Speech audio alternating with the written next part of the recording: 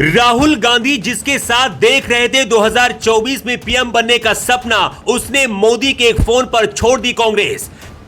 सचिन पायलट भी कर सकते हैं अब खेल बहुत बड़ा, राहुल गांधी को न्याय यात्रा के बीच में ही पछताना पड़ा।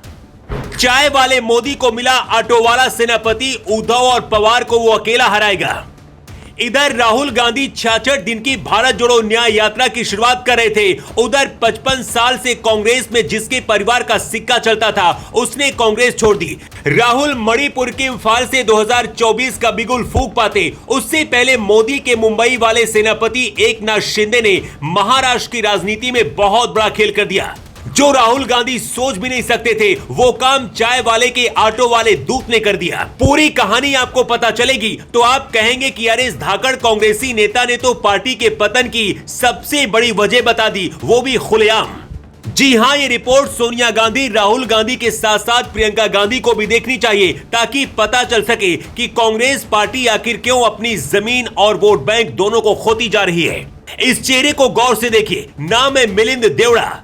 ये बड़े बड़े भाजपाइयों को हरा चुके हैं। मुंबई से 2 बार कांग्रेस के सांसद रहे, मनमोहन सिंह सरकार में मंत्री रहे। इन्हें और ज्योतिरादित्य सिंधिया को राहुल गांधी का सबसे चहेता नेता माना जाता था, लेकिन अब इन्होंने कांग्रेस का हाथ छोड़ दिया है। जी हां, मिलिंद देवड़ा ने अपने परिवार की तरफ से कांग्रेस से 55 साल का रिश्ता तोड़ दिया है। एक चिट्ठी लिखी, राहुल और सोनिया गांधी पर सनसनीखेज आरोप लगाए और महाराष्ट्र के मुख्यमंत्री एकनाथ शिंदे वाली शिवसेना को ज्वाइन कर लिया।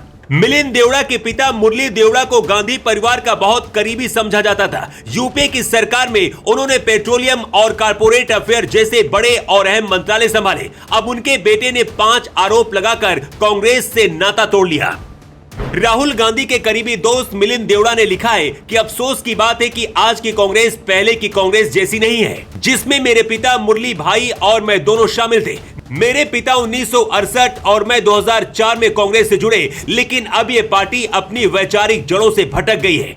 इसमें ईमानदारी की कमी है। यकीन नहीं होता कि जिस कांग्रेस पार्टी ने कभी भारत के आर्थिक उदारीकरण की शुरुआत की थी, अब वही पार्टी व्यवसायिक घरानों को राष्ट्र विरोधी कहकर निशाना बनाती है।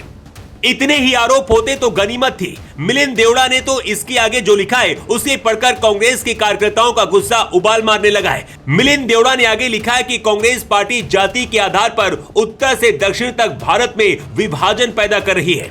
न केवल सत्ता हासिल करने में, बल्कि केंद्र में एक अच्छे विपक्षी की तरह काम करने में भी कांग्रेस फेल साबित रही है। इसके बाद मिलिंद देवड़ा ने कांग्रेस को बातें भी याद दिलाई जो ना तो सोनिया गांधी याद करना चाहती है और ना ही राहुल गांधी। मिलिंद देवड़ा ने कहा कि एक मामूली चाय बेचने वाला दुनिया के सबसे बड़े लोकतंत्र का प्रधानमंत्री है और एक ऑटो रिक्शा चलाने वाला देश के दूसरे सबसे बड़े राज्य का मुख्यमंत्री है। मिलिंद देवड़ा का इशारा मोदी और शिंदे की डबल इंजन वाली सरकार पर था, लेकिन राहुल गांधी की टीम अभी भी अपनी धुन में है। कांग्रेस की ओर से मिलिंद देवड़ा पर ही आरोप लगाए जाने लगे। अगर यही हाल रहा तो हो सकता है कि मिलिंद और राहुल गांधी के पक्के साथी सचिन पायलट भी पार्टी को बाय बाय बोल दे और राहुल गांधी यात्रा ही पूरी करते रह जाएं। ब्यूरो रिपोर्ट, जेवा 24।